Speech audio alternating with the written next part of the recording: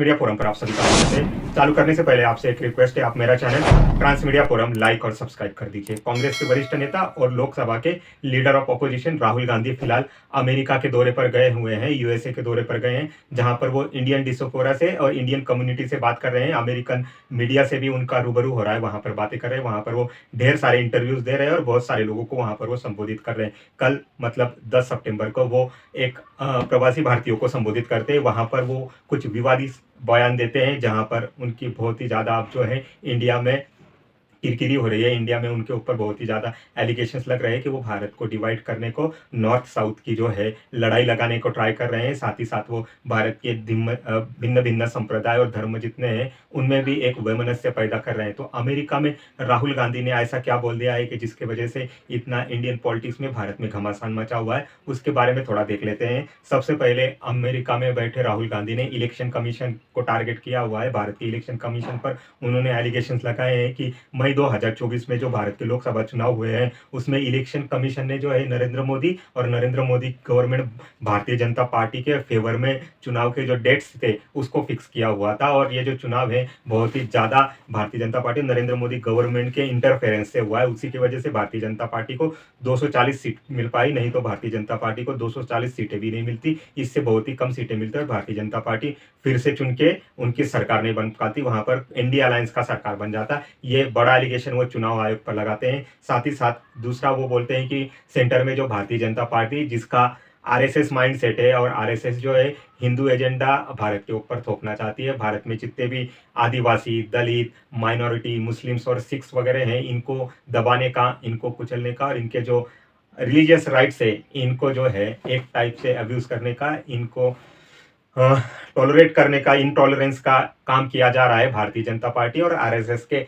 Agenda के against. साथ ही साथ उन्होंने जो है ये भी एलिगेशंस लगाए हैं कि स्पेशली सिख समुदाय पर उन्होंने बोला कि आने वाले फ्यूचर में सिख समुदाय जो है वो अपने सर पर पगड़ी भी धारण नहीं कर पाएगा, हाथ में कड़ा भी नहीं पहन पाएगा और गुरुद्वारे में भी जा नहीं पाएगा, गुरुद्वारे में गुरु के दर्शन करने के लिए। इतने सारे फॉल्स एलिगेशंस लगाने के बाद भारतीय जनता पार्टी की तरफ से उनको आंसर देना लाजमी था। उसी प्रकार से भारतीय जनता पार्टी बहुत ही ज़्यादा अग्रेसिव तरीके से राहुल गांधी के ये जो एलिगेशंस थे इसका आंसर करते हुए, इसका एक टाइप से कह सकते हैं फैक्ट चेक करते हुए हमको दिखाई देती है। भारतीय जनता पार्टी सबसे पहले राहुल गांधी से पूछती है कि राहुल गांधी पहले 1984 में जो एंटी सिख रियोट्स दिल्ली में हुए थे, जो इंदिरा गांधी जी का जो एसिसिनेशन हुआ था, उसके बाद 1984 में दिल्ली में लगभग 3000 प्लस सिख लोगों को मारा गया था। कांग्रेस के लीडर्स, बड़े कांग्रेस के चेहरे जो हैं वो सिख विरोधी दंगों में शामिल थे, उनको आज तक सजा नहीं मिल पाई है। सबसे पहले सिख समुदाय से कांग्रेस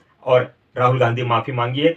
ये सबसे बड़ा एलिगेशन जो है, ये सबसे बड़ा मुद्दा जो है भारतीय जनता पार्टी ने राहुल गांधी के ऊपर और कांग्रेस के ऊपर जो है विरोध करते हुए दर्ज कराया हुआ है। दूसरा मुद्दा ये है कि भारतीय जनता पार्टी बोल रही है कि राहुल गांधी जो है नॉर्थ वर्सेस साउथ की फाइट लगाना चाहते हैं भाषा के नाम पर। साथ ही साथ राहुल गांधी जो है वो एक टाइप से डिवाइड एंड रूल की राजनीति कर रहे हैं। जब से राहुल गांधी अखिलेश यादव और अरविंद केजरीवाल के साथ इनका एक टाइप से कोलैबोरेशन हुआ है, तब से ही राहुल गांधी जो है एक टाइप से पिछले 1.5-2 साल से कॉन्स्टिट्यूशन हुआ या जातिगत जनगणना हुई या धर्म के आधार पर, भाषा के आधार पर भारत को एक टाइप से डिवाइड करने का और भारतीय समाज में वैमनस्य फैलाने का काम किया जा रहा है। ये सारे एलिगेशंस भारतीय जनता पार्टी से राहुल गांधी के ऊपर लगाए जा रहे हैं। साथ ही साथ राहुल गांधी को चुनौती दी जा रही है कि अमेरिका में बैठकर राहुल गांधी ने जो बयानबाजी की हुई है, अगर वो भारत में आके सेम बयानबाजी करते हैं तो उनके ऊपर भारत में केस दर्ज कराया जाएगा और उनको हवालात की सजा दिलवाई जाएगी। अब ये जो भारतीय जनता पार्टी और कांग्रेस का ये जो खेल चालू है तू तू मैं वाला, इसमें फ्यूचर में तो डेवलपमेंट होना बाकी है। लेकिन ये जो अमेरिका में जाके राहुल गांधी जो मीडिया पर्सन्स को और इंडियन कम्युनिटी को ये जो संबोधित करते हुए, भाषण देते हुए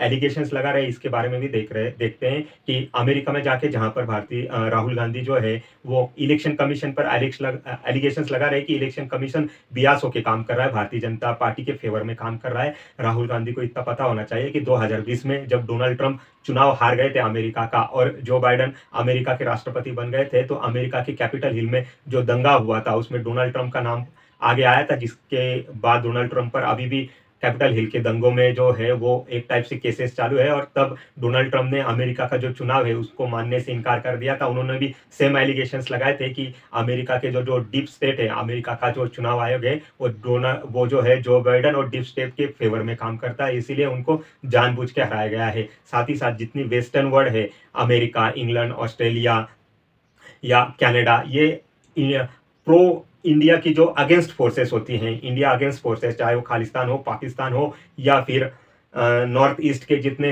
आतंकवादी हैं जो भारत से अलग होना चाहते हैं, उनको एक टाइप से ग्राउंड प्रोवाइड करते हैं अपने देश में। ये लोकतंत्र के नाम पर ऐसी जो फॉल्स एलिगेशंस हुआ या समाज में वेमनस्य क्रिएट करने का जो एजेंडा होता है, इनको अपने देश में ग्राउंड देते हैं। साथ ही साथ इनको मीडिया में बहुत ही ज़्यादा हाइप दी जाती है, ताकि ये जो एक टाइप से नरेटिव बनाया जाता है इंडिया के बारे में वेस्टर्न वर्ल्ड में, कि इंडिया में जो है वो इतनी खराब कंडीशन डेमोक्रेसी की है, या ह्यूमन राइट्स की है, या रिलीजियस इंटॉलरेंस की है, ये एक फॉल्स नरेटिव बनाया जा रहा है। लगता है इसी के नरेटिव के ऊपर दिया गया एक ये इंटरव्यू हो सकता है, कन्वर्सेशन हो सकता है, लेकिन इसमें फ्यूचर में भारतीय जनता पार्टी और कांग्रेस में क्या सुलह होती है, या ये तू में कितना आगे बढ़ती है, ये भी हमको देखना पड़ेगा। साथ ही साथ ये भी देखना पड़ेगा कि आने वाले समय में 4 नवंबर 2024 को अमेरिका में खुद प्रेसिडेंशियल इलेक्शन है, जहां पर कमला हैरिस और डोनाल्ड ट्रंप चुनावी मुकाबले में आमने सामने भिड़ने वाले हैं। जो बाइडन को ऑलरेडी डोनाल्ड ट्रंप, पहला जो उनका मीटिंग हुआ था, पहला सीएनएन चैनल पर डिबेट जो हुई थी उसमें हरा चुके थे। उसके बाद एज का बहाना करके डोनाल्ड ट्रंप जो है प्रेसिडेंशियल इलेक्शन से बाहर हो गए हैं। अब कमला हैरिस और डोनाल्ड ट्रंप में एक टाइप से प्रेसिडेंशियल डिबेट होने वाली है। उसमें क्या सामने निकल के आता है, उसमें भी हमारा वॉच रहेगा। फर्दर मैं आपके साथ ये सारा डिस्कस करते रहूंगा, लेकिन उससे पहले आप मेरा channel Transmedia forum like, subscribe कीजिए। Thank you very much.